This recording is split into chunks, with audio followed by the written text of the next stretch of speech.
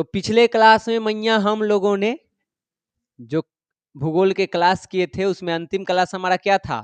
जनसंख्या संगठन। ठीक, चैप्टर नंबर 3। कौन से किताब से? जो विश्व भूगोल है उसका चैप्टर नंबर 3 पढ़े, जिसका नाम है जनसंख्या संगठन।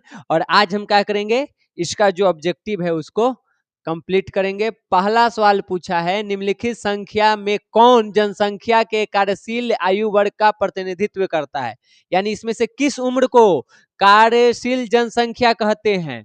ई में तुम लोग आ गई थी, यहां से तुम लोगों को बनना चाहिए। तो 15 से 59 वाले को क्या कहते हैं? कार्यशील जनसंख्या। 0 से 14 वाला को कहते हैं शैशव काल वाला जनसंख्या, जो कि आश्रित कहलाता है। और फिर 60 साल से प्लस में जो होता है वो होता है वृद्धावस्था वाला, वृद्ध जनसंख्या। और इन दोनों को एक साथ हम क्या कहते हैं? तो उसको हम कहते हैं आश्रित जनसंख्या। समझी? आयु लिंग पिरामिड का संबंध है। तुम लोग याद करो, हम बनाए थे, एक ऐसे बनाते जा रहे थे, ठीक, फिर ऐसे बना रहे थे, फिर ओकरा बाद ऐसे बनाए थे, एनहू से एक बनाए थे, इसे बनाए थे ना जी। उसके बाद यहाँ पे क्या लिखे थे? पुरुष, इधर था मेल मतलब पुरुष, इधर था फीमेल मतलब महिला, और बीच में यहाँ का था? उम्र दिखाया गया था। 3 चीज था ना।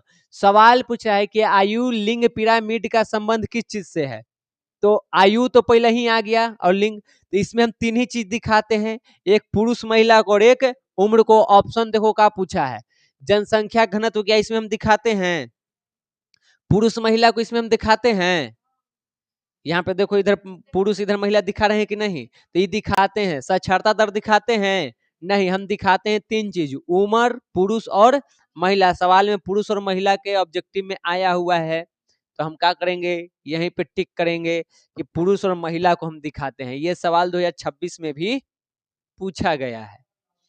निम्नलिखित देशों में से किसका लिंग अनुपात सर्वाधिक है? ये हम पीछे करवा दिए हैं। लेटेविया नाम या लेतेविया कहते हैं, वहां की जनसंख्या लिंग अनुपात सबसे ज्यादा है। निम्नलिखित में से कौन पंचम क्रियाओं से संबंधित है? ये सारे सवाल फिर आगे आएंगे। आपका चैप्टर है प्रथम क्रियाकलाप, द्वितीय, तृतीय करके, तो वहां पे फिर से आ सकता है ये। फिलहाल अभी हम कर लेते हैं। पंचम क्रियाकलाप में क्या रखते हैं? नीति निर्धारक, योजना वगैरह जो भी बनाते हैं उसको हम कहाँ रखते हैं? पंचम में। तो यहाँ पे डी हो जाएगा। चतुर्थ क्रियाकलाप में किसको रखते हैं? तो जहां पे हम शोध करते हैं, बड़े बड़े काम करते हैं, उसको हम कहाँ रखते हैं? चतुर्थ में। जैसे कि यूनिवर्सिटी के जो टीचर है, प्रोफेसर है, वो शोध करने का काम करता है कि नहीं करता है?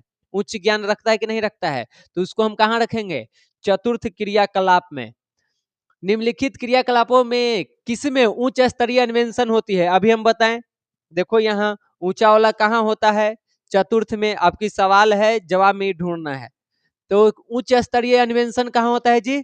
शोध कहाँ करते हैं, खोज कहाँ करते हैं? तो चतुर्थ क्रियाकलाप में उसको रखते हैं। निम्नलिखित में से कौन तृतीय क्रियाकलाप से संबंधित है? तृतीयक में आता है, ये 10th में आप लोग इकोनॉमिक्स में पढ़ेंगे। प्राथमिक में कृषि, द्वितीय में उद्योग, और तृतीय में सेवा। सेवा कहाँ है? यहाँ है। तो ये हो जाएगा इसका सही जवाब। द्वितीय क्रियाकलाप कौन है? तो द्वितीयक में यहाँ पे आ जाएगा तुमको खाद्य प्रसंस्करण, जो है वो आता है द्वितीय क्रियाकलाप में। निम्नलिखित में से किस देश का लिंग अनुपात, ये तो अभी करवाए हैं, कहाँ है? लातविया कहो चाहे लोटेविया कहो, बात एक ही है। तो ये इसका सही जवाब हो जाएगा। निम्न में से कौन चतुर्थक आर्थिक क्रियाकलाप है? चौथा में कौन आएगा? तो चौथा में आता है तुमको शोध करने वाला चीज, एक्सपेरिमेंट करने वाला चीज, तो अनुसंधान आ जाएगा तुमको चौथा में। निम्नलिखित में से कौन पंचम क्रियाकलाप है? तो अभी हम बताए हैं कि योजना बना रहे हैं, नीति निर्धारण कर रहे हैं, तो ये सारी चीजें कहाँ आता है? पंचम में। सवाल देखो, हम गलती पढ़े हैं। निम्नलिखित में से कौन पंचम क्रियाकलाप नहीं है? तो देखो, जो विशेषज्ञ होंगे पंचम में आएंगे। निर्णयकर्ता, जो निर्माण करेंगे, नियम बनाएंगे, पंचम में आते हैं। परामर्शदाता, ये सब उसी में आता है, लेकिन मीडिया उसमें नहीं आता है तो यहाँ पे तो ये अभी चैप्टर पढ़ेगी ना द्वितीयक तृतीयक है तो मैं काम जब बांट के पढ़ेंगे ना तब समझ में आएगा। अभी तो ये खाली हम एक एग्जाम्पल के रूप में बताए थे, इसके बारे में चैप्टर है पूरा, वो चैप्टर पढ़ेगी तब बुझाएगा। किस उम्र की जनसंख्या को कार्यशील जनसंख्या कहते हैं? 15 से 59 वर्ष की जनसंख्या को कार्यशील जनसंख्या कहते हैं। किसे आश्रित जनसंख्या कहते हैं? तो 0 से 14 वर्ष के जनसंख्या भी आश्रित है और 60 वर्ष से ऊपर वाला भी आश्रित है, तो इसका सही जवाब हो जाएगा सी। जनसंख्या पिरामिड के कितने प्रकार होते हैं? तो हम आप लोगों को 3 प्रकार बताए थे, 3 गो, एक स्थिर था, संकुचित था, ऐसे करके हम आप लोगों को 3 बताए हैं बहुसंख्यक करके। अब बताओ भारत में जो लिंग अनुपात कम है उसका कारण क्या है? सब ना पढ़े हैं। लड़कियों को पेट में ही मार देना, भ्रूण हत्या करना, उनको उपेक्षा करना यानी उनको समाज में नीचे दबा के रखना, पुरुष के समान नहीं समझना, ये सब क्या कर रहा है? महिला के लिंग अनुपात को कम कर रहा है। अगर महिला पढ़ेगी तो उससे लिंग अनुपात कम नहीं होगा, उसमें सुधार होगा, लेकिन इन दोनों से क्या होता है? लिंग अनुपात घटता है, इन दोनों से महिलाओं की संख्या घटती है, महिला की संख्या घटेगी तो लिंग अनुपात भी घटेगा। तो इसका सही जवाब हो जाएगा ए और बी दोनों। इनमें से कौन जनसंख्या पिरामिड का प्रकार है? तभी हम बताएं कि 3 प्रकार का होता है, एक विस्तृत हो गया, एक स्थिर हो गया, एक संकुचित हो गया। तो इनमें से सभी जो है वो जनसंख्या पिरामिड के प्रकार है।